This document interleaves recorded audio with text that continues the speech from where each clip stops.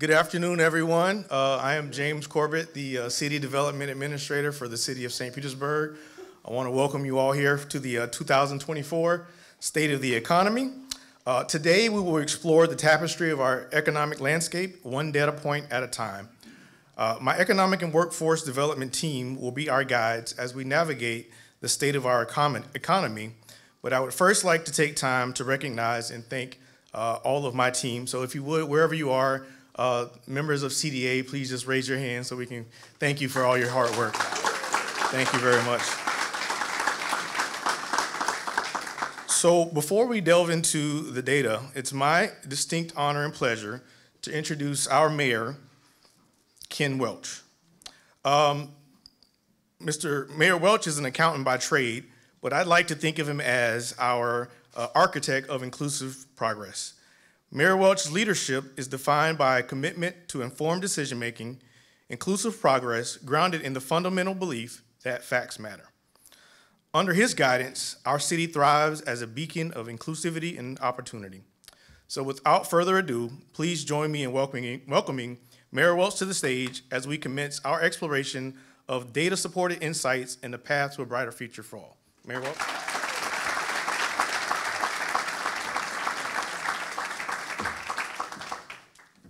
Good afternoon, everyone. How are y'all doing? And thank you, James. I was asking Brian how old James was. I was thinking, like, am I the 30-year future version of James? So this isn't always guaranteed, I'm just telling you. Welcome to the 2024 State of the Economy. It is another wonderful day in our city, and it's a pleasure to stand before you today as we reflect on some of the milestones and accomplishments of our incredible community and our incredible partnerships. Before we delve into the details of our economic landscape, I want to take a moment to acknowledge the outstanding folks who make up our city team. You've already greeted our CDA team. So I want to ask all of the members of the City of St. Pete team if you would just raise your hands and be acknowledged. Thank you all.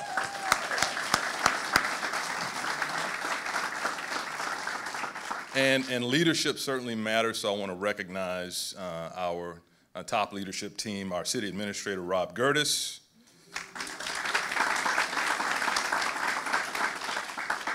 And way in the back for some reason, I don't know what, they're always in the back, the Chief of the best police department in the nation, Chief Anthony Holloway.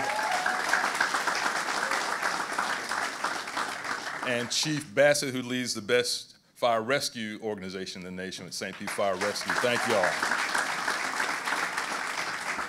And we also have incredible elected leadership, and they also approved my recommended budget, so I always want to recognize them, but seriously, they do fantastic work on behalf of our city. Our chair, Deborah Figg Sanders.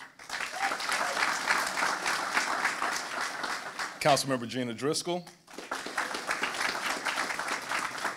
Councilmember Ed Montanari, and Councilmember Brandy Gabbard. And we also have fantastic representation at the state level. We're joined today by our own Senator Darrell Roussan and Representative Lindsay Cross. Thank y'all. Thank y'all for being here. So it goes without saying that the dedication and hard work of everyone in this room today is a driving force behind the progress that we've achieved and the vision that we're striving for. Now, in recent years, our city truly has come into its own, establishing our brand and our unique cultural identity and emerging as one of the most desirable places to live in the country.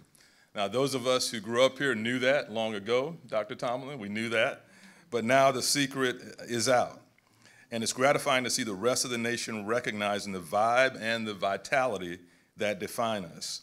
And we definitely have the awards and accolades to prove it, as you can see. Our administration is focused, though, on community impact. Everything we do should support programs and service delivery that align with one of 5 areas of community impact that we call our pillars for progress. They define the work that we do every day. Now, the first pillar is equitable development, arts, and business opportunities.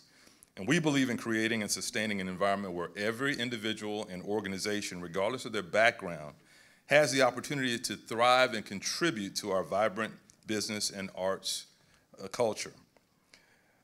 It goes without saying that our second pillar has gained in importance over the last decade, and that is housing opportunities for all. And we recognize the importance of ensuring that every resident has access to safe, affordable housing, laying the foundation for a strong and resilient community. And without that, our economy will suffer, as those workers will choose to live in cheaper places close to us, like Pasco and Manatee County.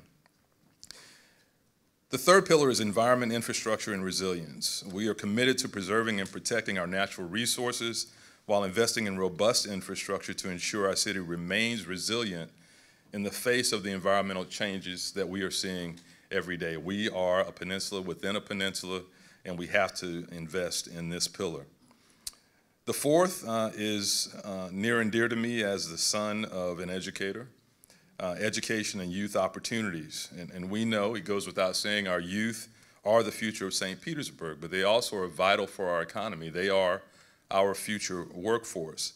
And so it's one of the best investments that we can make when we invest in connecting our young people with the resources and the opportunities they need to succeed. And the last pillar is neighborhood health and safety. And we prioritize the well-being, physical and mental, of everyone in our community. And we work to create safe, healthy, and vibrant communities where all residents can thrive. These pillars not only guide our work, but serve as our ongoing commitment to our community. And we want to listen to the needs and desires of our community as we go forward. By prioritizing smart growth and inclusivity, we've seen not only a growth in our population, but also robust and inclusive economic growth. And none of this would be possible without the partnership of everyone in the room. Your passion and your support have shaped St. Pete into the vibrant and inclusive city that it is today. And together we have the power to continue driving positive change and inclusive progress. So on to the presentations. Today's presentations consist of two topics. First, you'll hear my team talk about a people-focused approach through economic inclusion and business opportunities. And our friend and CEO of Ark Invest, Cathie Wood, good to see you again, Cathie, will close out that part of the presentation. And then second, the team will give a development update during the Creating Space for Smart Growth section. And a person who I've seen a few times this year, Matt Silverman, where's Matt? Right in front of me, that's why I didn't see you. Co-President of the Tampa Bay Rays will speak in depth about something you've heard a little bit about, the historic gas plant redevelopment project. I also want to thank our partners at Duke Energy and Tampa Bay Innovation Center for your continuing partnership and for your support of this event. And together we continue to work to ensure St. Pete isn't just a beautiful place, but a thriving hub of economic opportunity for all who call it home, whether they're lifelong residents like myself or newcomers joining our great community. You know, I have to say it, we are St. Pete. And at this point, I want to bring up our Director of Economic and Workforce Development, Mr. Brian Caper.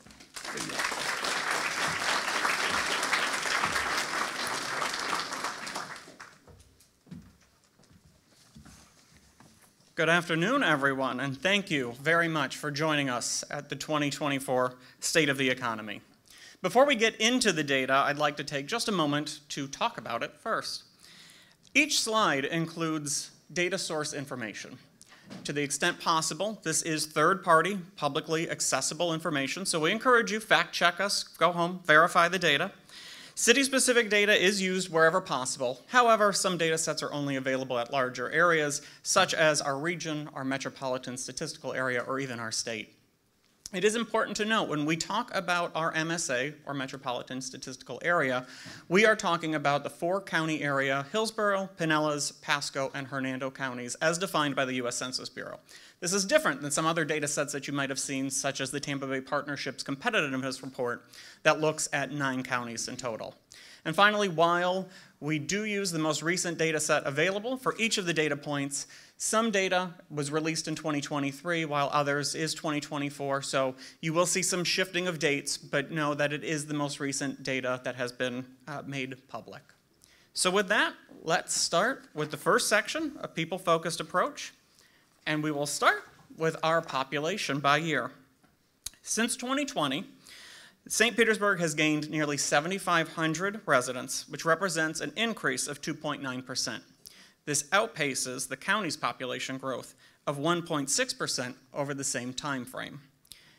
And if we look a little closer at the breakdown of population growth in Pinellas County, St. Petersburg comprises 48% of the overall growth in the county since 2020. Largo is second at 12.5%. This demonstrates that St. Petersburg continues to be one of the primary economic drivers for not only the county, but the region as well.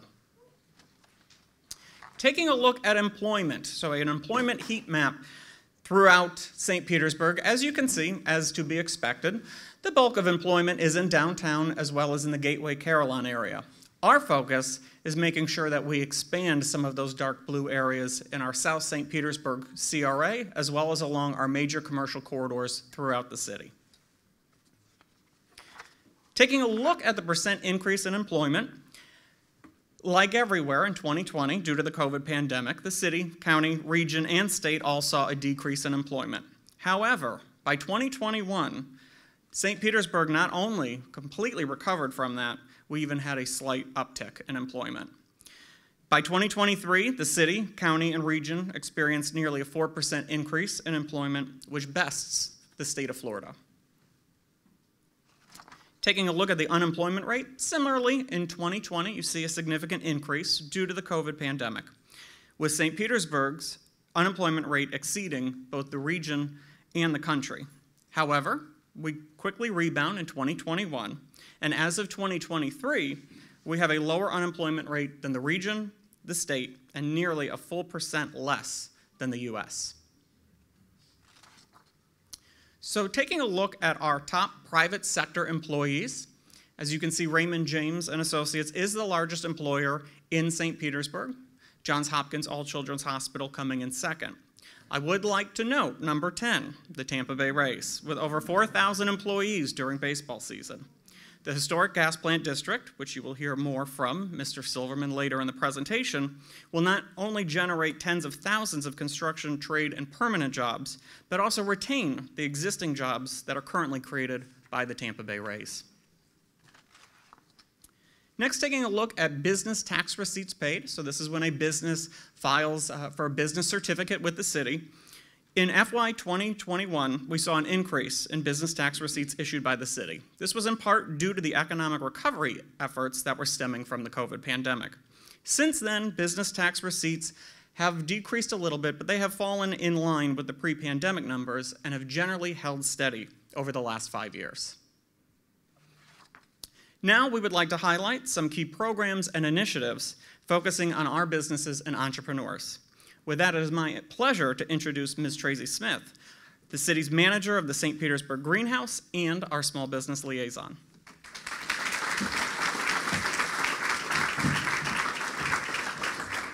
Thank you, Brian, and good afternoon. As St. Pete's front door to business growth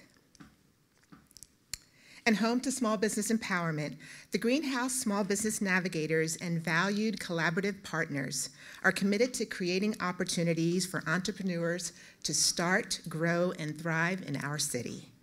In 2023, we were pleased to experience growth in our areas of impact, as evidenced in our 3,500 navigation contacts and 1,060 clients served.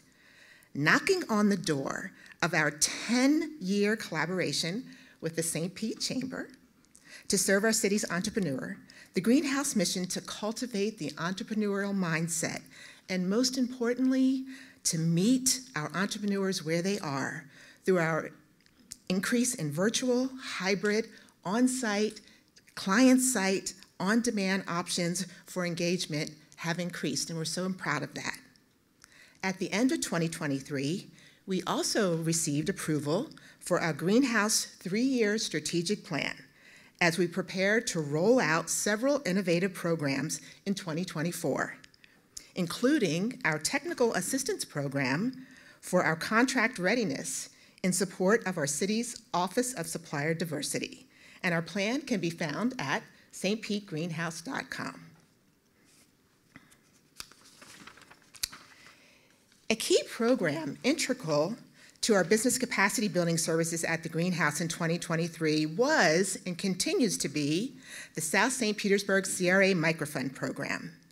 The Greenhouse, in collaboration with the city's entire Economic and Workforce Development Department, the Pinellas County Small Business Development Center, and SCORE, launched the South St. Petersburg CRA Microfund Program, which provides personalized capacity building through increased education, mentoring, and network in exchange for CRA funding.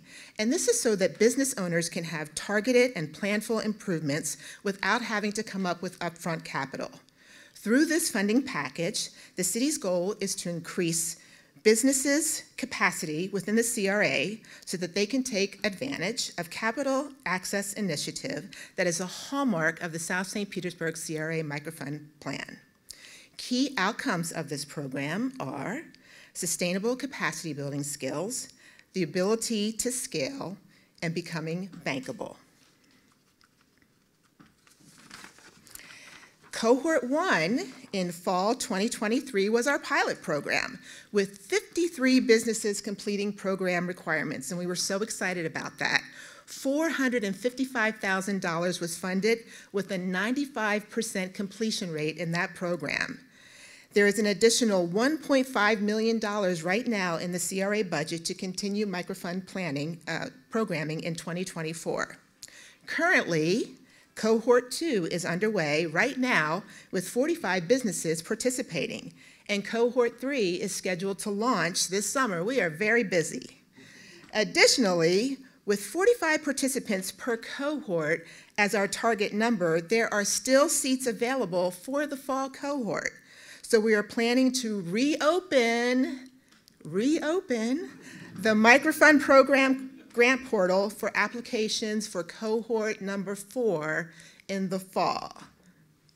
So details on this opportunity are forthcoming at microfund@stpete.org.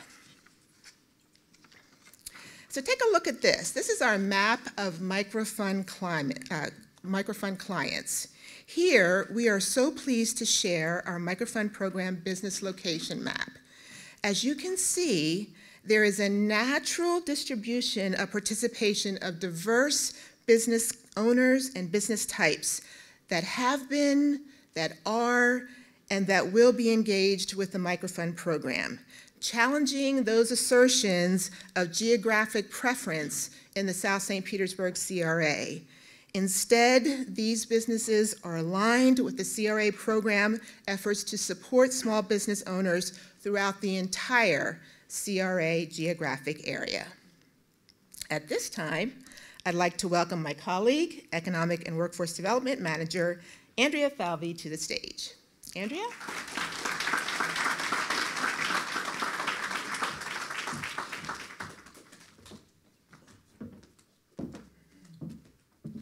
Thank you, Tracy. And let me add my personal thanks to you all for joining us this afternoon. The City of St. Petersburg's Office of Supplier Diversity was created to promote fair and equal business opportunities through the intentional implementation of programs that ensure equity in contracts and procurement for all members of our community who want to do business with the city. The photos you see on the screen are from the city's first ever Supplier Diversity Day, which was held last October. This event had over 250 attendees and is one of more than 60 events that the Office of Supplier Diversity is participating in to engage businesses in our community. At the conclusion of February, the city had 283 certified small business enterprises, 36% of which identified as either African American or Hispanic owned. The city's small business enterprise spend in fiscal year 2023 was over $10 million and is almost $2 million for the first quarter of fiscal year 24. In October of last year, City Council approved the city's new minority and women-owned business program. This program was implemented and began accepting applications in January of this year. Unlike the city's small business enterprise program, This initiative is exclusive to Pinellas County businesses, and there are currently 11 minority and women-owned businesses certified by the city. The entire procurement and economic and workforce development team are committed to the growth of this program as the year progresses. In addition to the city programs already discussed, the innovation ecosystem in Tampa Bay includes over 100 organizations, entities, and associations that exist area entrepreneurs in starting and growing their businesses. This includes organizations that are focused solely on ensuring the success of Black, Indigenous, and entrepreneurs of color. St. Pete is also the anchor of Florida's high-tech corridor, the 23-county network that spans Central Florida. The corridor and its private sector partners seek to amplify the cutting-edge research being done at 3 of the country's preeminent institutions of higher education: the University of Central Florida, the University of Florida, and of course, our own University of South Florida. In addition to the city's greenhouse, entrepreneurs can take advantage of assets and opportunities unique to St. Pete, including the St. Pete Innovation District, which, while anchored by the Maritime and Defense Technology Hub, is made up of over 50 member institutions in and around this waterfront just south of downtown. Entrepreneurs can also find a home in the facility where we currently sit, the Ark Innovation Center.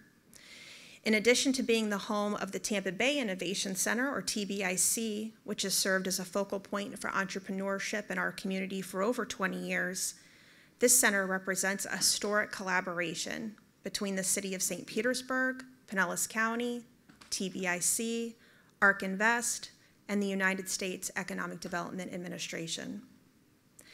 This center will welcome change makers for years to come as it helps to foster new ideas, research, and technologies. So speaking of entrepreneurs in Tampa Bay, it is my absolute honor to introduce our first guest speaker, Ms. Cathie Wood. Thank you. Catherine Wood registered Ark Investment Management in January 2014. With over 40 years of experience identifying and investing in innovation, Cathie founded Ark to focus solely on disruptive technologies while adding new dimensions to research. In October 2021, Cathie and her team relocated Ark to St. Petersburg. In addition to her support of the Innovation Center, Ark Invest and its Innovation Foundation have become valuable partners with Pinellas County schools, first creating a pilot middle school science curriculum and recently announcing plans to create an Education Innovation Center for Pinellas County students.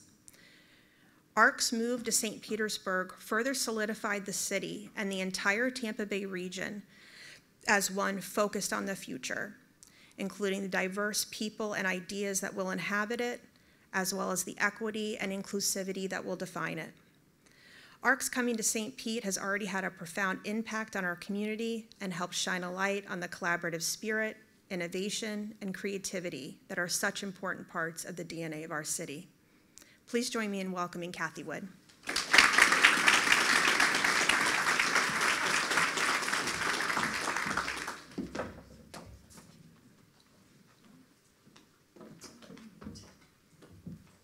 So I have my little Post-it notes. Oh, okay, thank you, Andrea. Actually, Andrea is one of the reasons Ark is here today. When we were touring the country, looking for our new home, we had been in New York City from 2014 to 2021. We were in New York City. And as we were looking around, we landed here. Our first tour was, in this part of Florida, was Tampa. And that night we said, okay, that's where we're going. And, but we have to do this tour because we committed to it in St. Pete. And so the rest is history. And I think Andrea and her team, Mayor, you have an amazing team. one of the reasons we truly are here. So I have been in a number of situations where, my eyes have opened, often when I'm moving around. So when we first moved from Europe, passing through upstate New York, we quickly got to California, Los Angeles. And I remember, I was pretty young at that time, but I remember feeling, wow, this is different. There's a lot of hope and optimism and joy and excitement. And I have to tell you, that is what we felt about St. Pete. That's what, on that day, it was that vibe, and I use that word, that vibe, that convinced us that, no, St. Pete was going to be our home. New York City, I was in New York City worked there for 40 years. And New York City went bankrupt in 1973. I ended up there in the early 80s. And I remember thinking, and it was very undeveloped, shall I say, at the time. It was recovering. And then there was this virtuous cycle that took us through the 80s, 90s, early 2000s. And I've learned the history of St. Pete, and I've seen and heard from where it has come. And I'm feeling that vibe now, that there's a virtuous cycle taking place, a virtuous cycle. So pretty excited about that. And many of you have heard me say that the reason we didn't choose Austin is because we wanted to go to a community where we could make a difference. And we felt that this community was the closest to the next Austin. And we'll get into that in terms of how we're thinking about that in a minute. But yes, as Andrea mentioned, we've planted 3 flags here. One is Ark itself, Ark Invest, and we've brought employees here, and we're focused on disruptive innovation, nothing but disruptive innovation. So the categories, and remember these because they'll come in handy at the end in terms of vision. So robotics, energy storage, artificial intelligence, blockchain technology, and multiomics sequencing. Life sciences is that last one. So these are very big ideas, and they are going to transform our world. The second flag we've planted here is in partnership with TBIC, the Ark Innovation Center. Our research is going to be the screen for the companies that are going to be incubated here once it's up and running completely. So we're pretty excited about that. But in terms of vision for the future, what we would love to do is start an early stage venture fund. And we're looking for seeding, and we're going to find the seeding in order to make that happen so that we can be a part of growing this innovation center and introducing startups to St. Pete. The third flag is what we used to call the Innovation Foundation. We're now that was confusing. There's so much innovation going on around St. Pete. So we're now calling it the Ark Education Initiative. Ark is associated with disruptive innovation. We are bringing, as you know, and I cannot believe this to this day, that Ark's research, made age appropriate for 6th graders, is the 6th grade science curriculum throughout Pinellas County today. In only 2 years. I mean, that's really incredible. Incredible community welcoming us, wanting to bring innovation into schools. This is not being taught in most schools. And so we're very happy to be doing that. We're starting with middle school. We'll be through the 8th grade, we think, in a year or so. But our vision there is from toddlers through high school, because Again, there are no programs like this out there. Everyone says, you know, we've never seen this before. So we're very much looking forward to expand that. And of course, that creates a pipeline of talent for this innovation center, for this community. And also these students are actually thinking and dreaming about big ideas and how they can transform their own lives and their communities' lives. So each one of those is a big idea, but the biggest big idea has to do with the next Austin. Now, you know Austin is known for South by Southwest. We've studied that a bit. The economic impact of South by Southwest is it's a little over a 2-week time period, this festival. I know there's a lot of prep that goes into it, but the actual festival is a little over 2 weeks. It brings in $350 million. This is a pre-COVID number.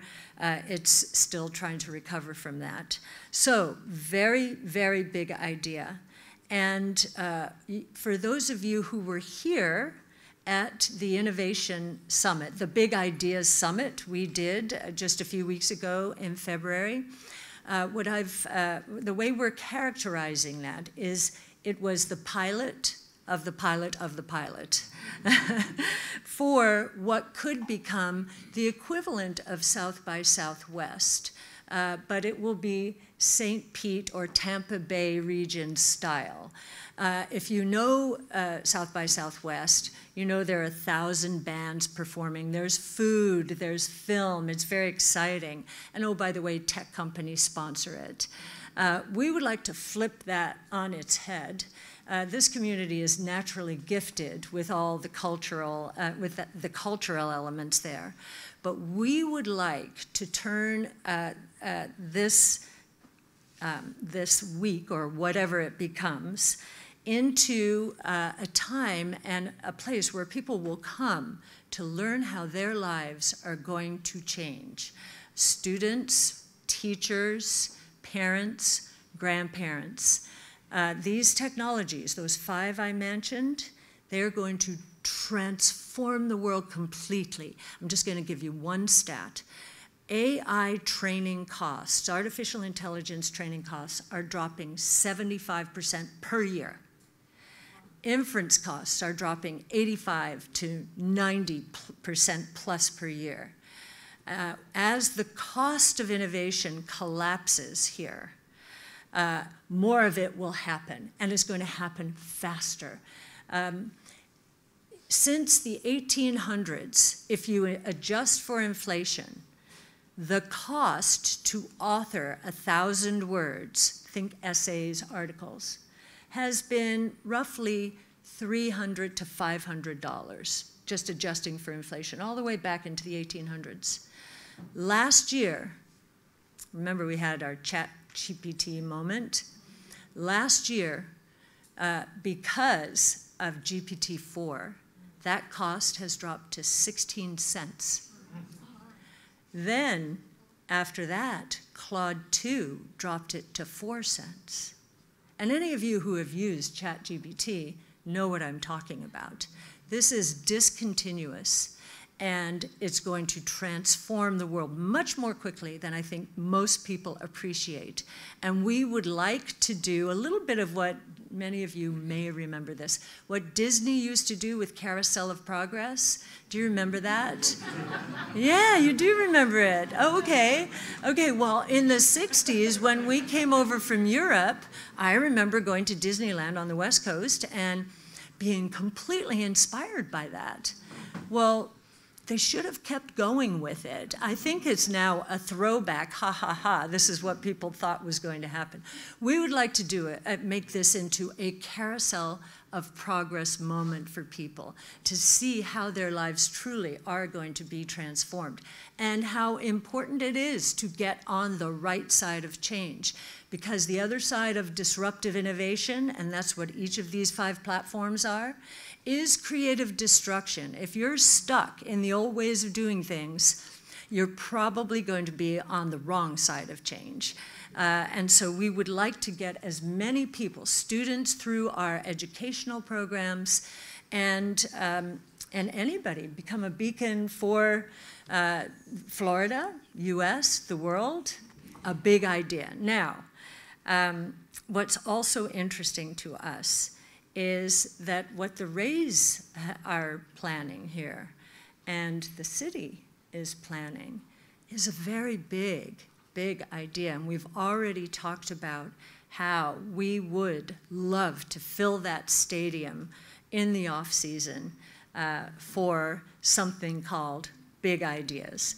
So I know that, so in other words, you can count Ark in.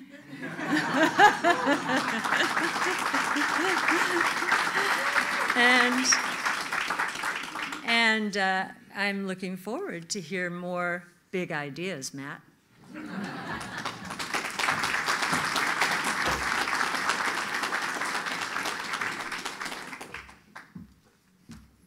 So this is all extremely exciting. I feel smarter every time I listen to Cathie speak.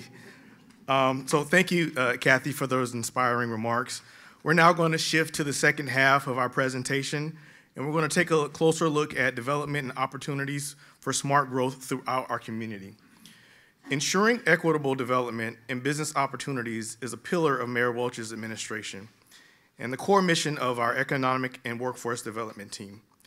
I believe one of the core competencies of being a good leader is putting the right people in the right place to allow them to be successful. The first promotion that I was facilitating in my role as CDA was to promote Brian Caper to Economic Development Director, where he's done a fantastic job leading his team in advancing several economic impact and workforce development initiatives, one which includes the South St. Petersburg CRA.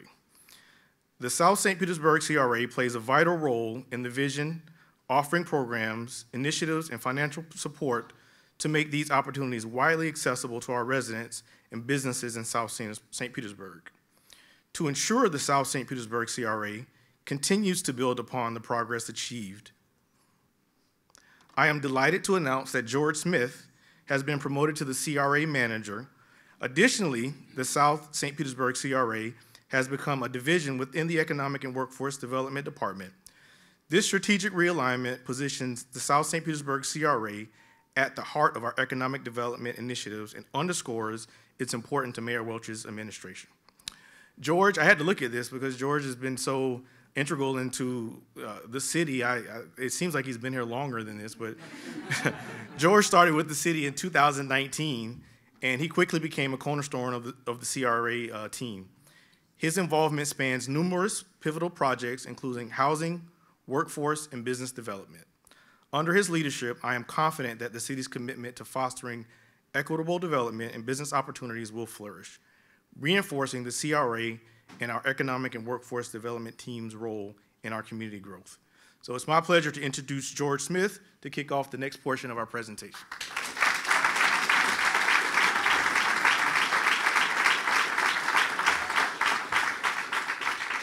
Good afternoon.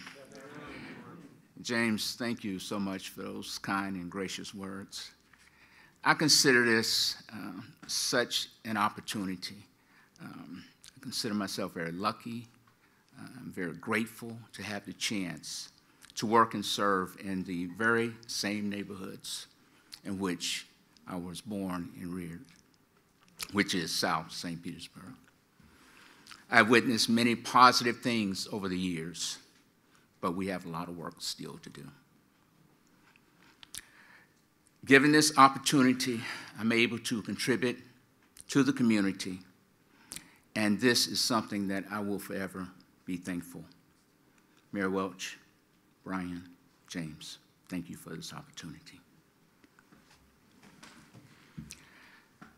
The city's 2023 taxable values is $31 billion, a 12.3% increase since 2022, and also represents the highest taxable property value on record for St. Petersburg.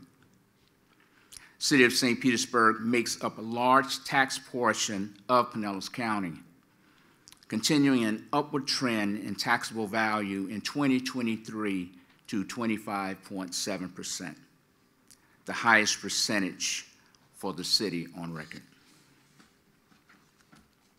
The South St. Petersburg CRA is a 7.3 square mile redevelopment district.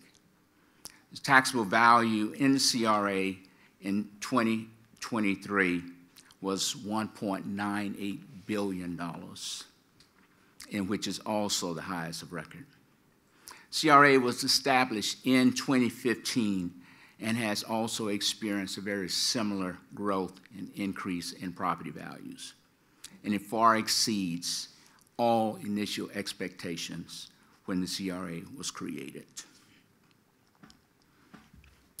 The largest taxpayer in our area is Raymond James, which is reflective of its beautiful, sprawling campus in northern St. Petersburg, and is followed by Camden, USA. Of the top 10 taxpayers, 9 are residential properties. When the calculation is adjusted for acreage, we see the urban-type developments such as Camden Central, Avante, and Hermitage generate the largest amount of taxable value per acre.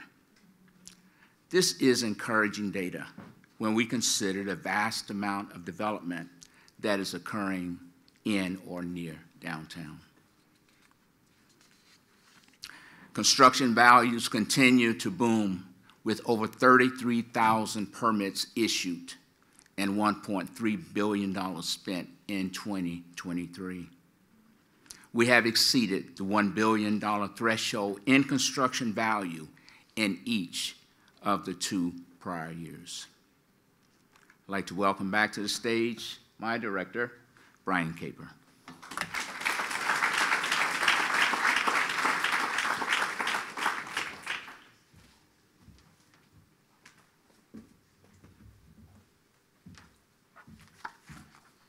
Thank you, George. And please join me with giving George another round of applause for his well-deserved promotion.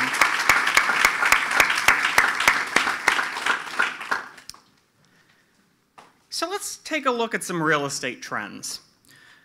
Citywide Class A office space vacancy. So first off, what is Class A office space? Class A office space is generally space that features high-end amenities, prime locations, and is generally considered to be amongst the most prestigious office buildings in the area. As you can see, vacancy increased citywide in 2023 up to 11%, while rent per square foot decreased. Let's take a closer look at what has contributed to that increase. In downtown, vacancy for Class A office space is at 4.9%, remains consistent from 2022. Essentially, anything that is less than 5% for real estate purposes is considered no vacancy. So for purposes of downtown, we don't have any office vacancy. Another thing to notice is that the rent per square foot currently is at $31.65 per square foot. However, for a developer to invest in new office product, they seek rents that are closer to $70 per square foot. This indicates that not only do we have a ways to go for the market to generate new office, but it really highlights the importance of public-private partnerships to create new office space, especially in downtown, like the Orange Station project and the historic gas plant redevelopment. Taking a look at Class B and C office space, it too remains low at 4.7%, a slight increase from 2022, but still below 5%, so effectively no vacancy. Class B and C buildings are more general office buildings that might be a little older, maybe some limited amenities, and generally do not occupy the most prime locations for office users. Accordingly, the price per square foot is $28.38 per square foot, significantly lower than Class A.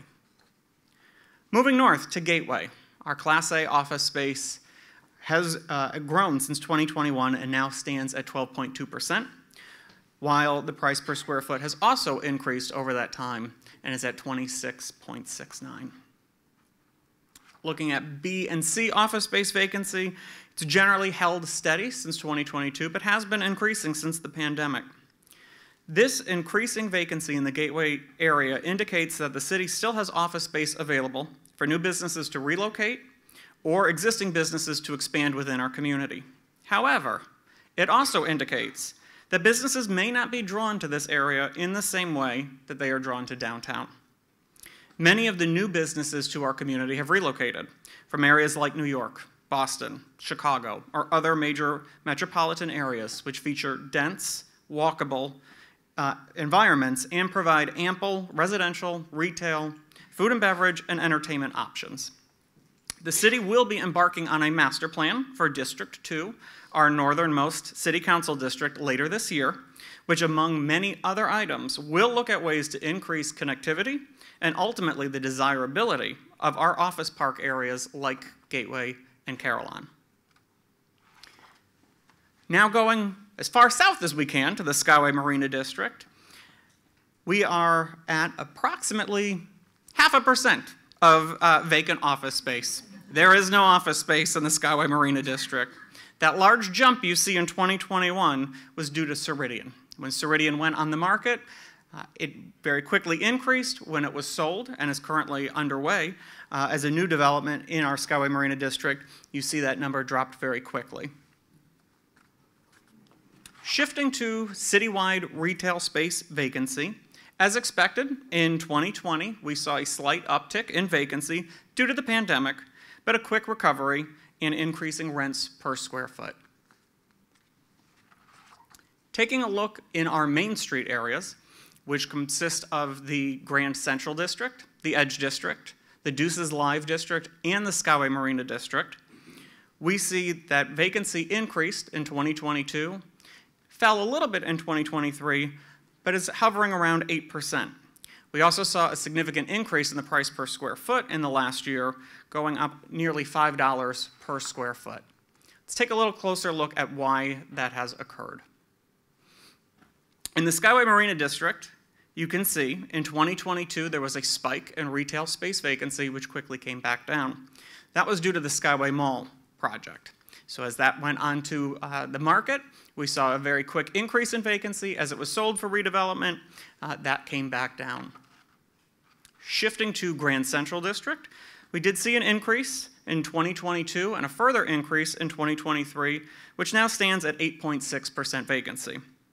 This is primarily due to new developments occurring in the Grand Central District, such as the shops on Central at 2160 Central Avenue. As these projects are completed and filled, vacancy along the Grand Central District is expected to return to the previous levels that were seen between 2019 and 2021. Moving east to the Edge District, again, you see a spike in 2023, which now stands at 9.1%. This is primarily due to the Furnish Me Vintage building, which is adjacent to the Moxie Hotel, currently under construction. Once completed, the vacancy is expected to revert back to previous levels. Finally, the Deuces Live District, which currently hovers at 22.6% vacancy, as it has since 2021. However, that vacancy is comprised of one site, Tangerine Plaza. Taking Tangerine Plaza out of the equation, there is 0% vacancy in the Deuces Live. Our city team, led by our city development administrator, James Corbett, has been working with Sugar Hill Group to put together a redevelopment plan for Tangerine Plaza, which we expect to go forward to City Council later this year.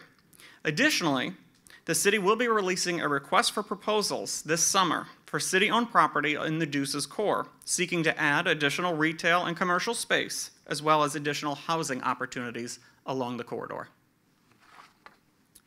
Taking a look at our downtown dwelling units, we have added over 2,000 units in the last 5 years, with another 1,645 units currently under construction and 1,370 units currently in the pipeline. Pipeline means they may have announced or they have a site plan, but they haven't put a shovel in the ground just yet. It's important to note that this does not include the nearly 5,500 dwelling units that are contemplated in the historic gas plant district. Now, let's highlight some key programs and initiatives that focus on building our future. First, the Housing for All plan. The Housing for All plan seeks, as you can see, the goals for the city to achieve by 2030. For instance, by 2030, we have a goal to create and preserve 3,200 multifamily homes. We've already completed 598 of those, and there is another 1,632 currently in progress. Additionally, we have a goal of 400 new construction accessory dwelling units throughout our community, with 131 of those complete and 155 of those in progress. Finally, we have a goal of 3,200 single-family homes through homeowner assistance programs. To date, we have completed 995 of those. As you can see, we are well underway toward meeting our goals by 2030. Taking a look at some key transportation and mobility improvements, first, the Sunrunner project. Service was launched in fall of 2022, and currently the city is focused on new land development regulations around the Sunrunner stations, which focus on increasing density along the corridors to take advantage of a quick commute to downtown, as well as to our beach communities. Additionally, we are currently working with PSTA on a South St. Petersburg CRA mobility study. The study focuses on improving transit and increasing access for residents to jobs and economic opportunities throughout the region. Taking a look at our workforce development initiatives in the last few years. First, I'd like to highlight the Mayor's Future Ready Academy, which connects St. Petersburg's young adults to employment opportunities within the city. It is a 17-week program that provides on-the-job training in 5 different city departments, alongside training and education, which is provided through Pinellas Technical College. The inaugural cohort of 12 cadets launched this January, and the next cohort will take place in the fall of 2024. Next, St. Pete Works, which is a consortium of key partners throughout the region, which is led by our community redevelopment area and St. Petersburg College, to provide CRA residents opportunities for training, education, support services, and job placement. Next, the Anchor Employer Initiative, which is led by the Foundation for a Healthy St. Petersburg. The initiative brings together 5 anchor employers: the City of St. Petersburg, St. Anthony's Hospital, Johns Hopkins All Children's Hospital, Bayfront Health St. Petersburg, and HCA Florida, to offer career fairs, vendor fairs, and more to connect our residents and local businesses with economic opportunities within the anchor institutions. Finally, the Future of Work Task Force, led by the Chamber of Commerce. The task force consists of 26 partner organizations and growing to work collaboratively on recruiting, development, and retaining talent in St. Petersburg. Connecting to opportunities is important not only for today, but for the future. And no opportunity is greater than the historic gas plant district. It is my pleasure to introduce President of the Rays, Matt Silverman. Matt Silverman enters his 21st season with the Rays and 16th as team president. Together with Brian Auld, they lead the club in the club's internal and external operations. A Dallas native, Matt holds a Bachelor of Economics degree from Harvard. He and his wife, Andrea, reside in St. Petersburg with their 3 daughters. Please join me in welcoming President of the Tampa Bay Rays, Matt Silverman.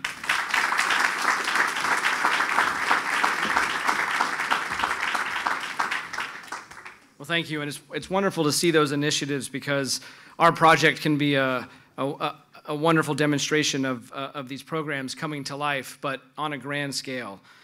The Historic Gas Plant District project is the largest development project in the history of the city. Upwards of 8 million square feet of development when all is said and done. We aspire to build a great neighborhood, a live, work, play destination that takes its cues from and honors the gas plant district that thrived there before baseball. We've continued to have conversations and explorations with former gas plant residents and descendants that have shaped our approach to the project, how we can restore the vibrancy that once existed on the site, and how it can deliver on the economic promises from decades ago. This project will be a massive job creator in both construction jobs and permanent jobs.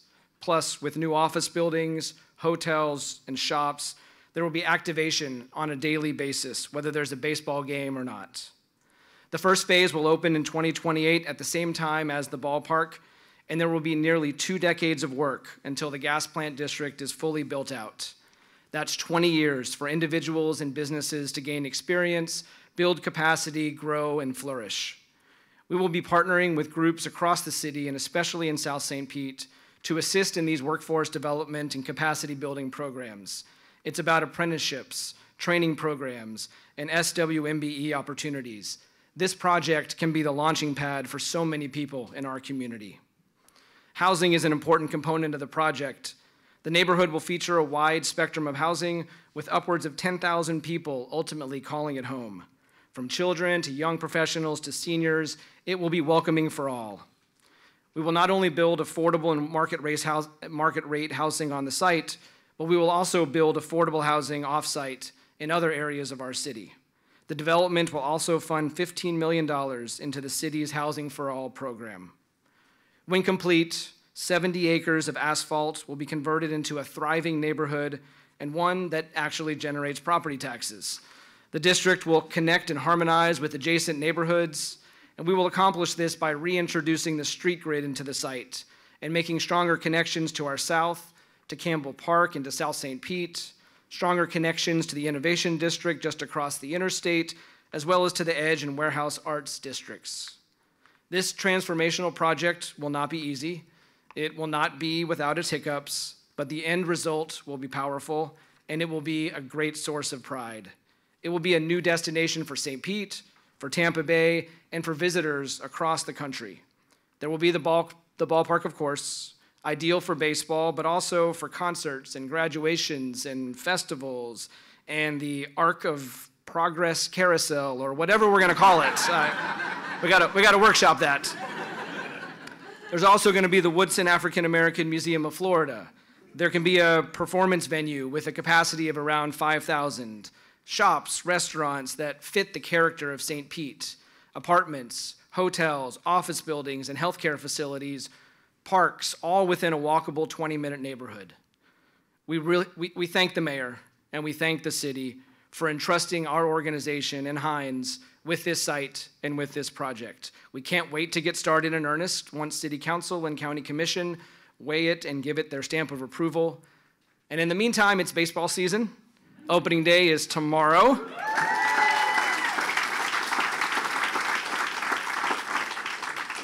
We have 7 straight Hope games to begin the season. We hope to see you all season long. 5 straight postseason appearances, going for our 6th and hopefully our first World Series ever. Thank you very much.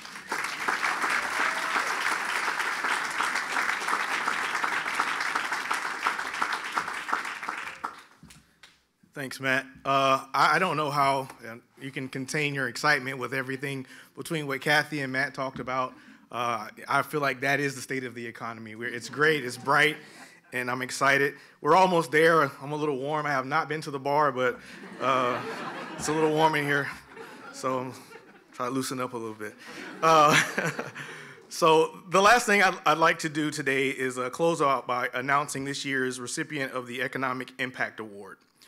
This award was established several years ago to recognize an individual who has made significant contribution to the economic development of the city of St. Petersburg. This person does not know they're getting this award because if I told them, they probably would not show up. So I am pleased to present this year's award to Joe Zioli.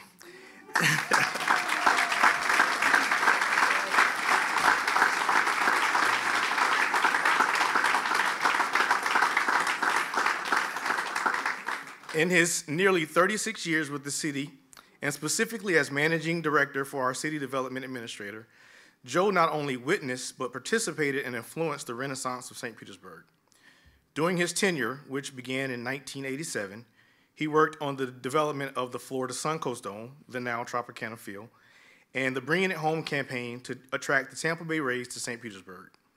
He was involved in the development of Baywalk, now Sundial, and worked on the creation of the in-town redevelopment plan and tax increment finance districts to fund the city's growth. Joe oversaw the management of Al Lang Stadium for spring training and the redevelopment to become the home of the Tampa Bay Rowdies.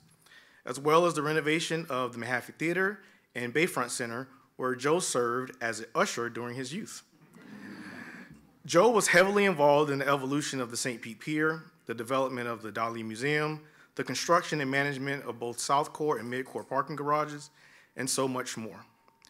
Joe served as the interim city development administrator prior to my appointment, and he assisted me tremendously during the transition process. I remember this very distinctly in an early meeting with Joe. He made it very clear that he was content doing the work behind the scenes, and he had no interest in taking my job. Joe was a very smart man. Is a very smart man. So as some of you may know, Joe technically retired a few months ago.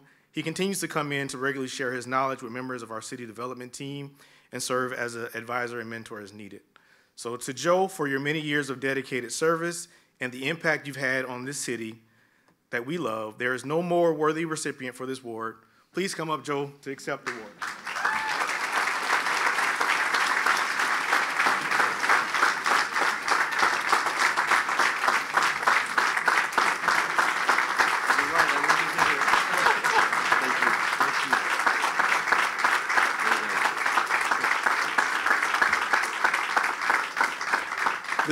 This was a surprise, and James is right. I would not have been here.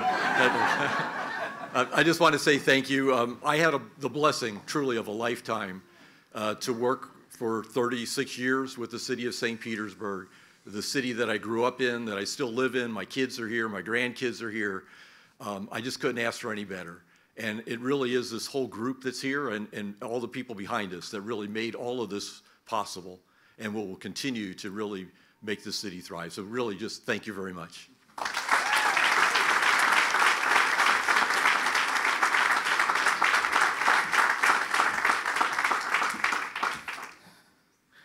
All right, we're bringing it home. I'm the last thing between you and the bar. So as we bring this event to a close, I want to take a moment to reflect on the insights that were shared with you today regarding the state of St. Petersburg economy. It's evident from our discussions that our city is thriving, not only economic initiatives, but also the natural blessings bestowed upon us. Here in the St. Petersburg, we are very fortunate for several reasons to reside in a city where the sun graces us a majority of the year and where the beauty of our coastal landscape is unparalleled. While we can't claim credit for these gifts of nature, although some may try, we do bear the responsibility of ensuring our city remains resilient and inclusive. It is essential that we prioritize inclusivity and the opportunity for all members of our community. The opportunities for growth and development, from cutting-edge technologies that Ms. Cathie Wood talked about to projects like the historic gas plant redevelopment, are vast. I know many of you have been hearing a lot about the historic gas plant redevelopment, and it's now time to do more than just speak about change. We must act to make sure that this vital work not only happens, but occurs with intentional and inclusive guiding our path. This state of the economy and the state of the economy and the historic gas plant redevelopment represent the biggest economic opportunity that we will have in our lifetimes. Under the leadership of Mayor Welch, our administration remains committed to tangible, actionable, and real results. We're turning promises into progress and will ensure the work gets done. Together, we will continue to have informed, inclusive, and impactful change in our city. We are St. Pete, and our trajectory is one of progress and unity. So I'd like to thank everyone who's joined us today to discuss the state of the economy.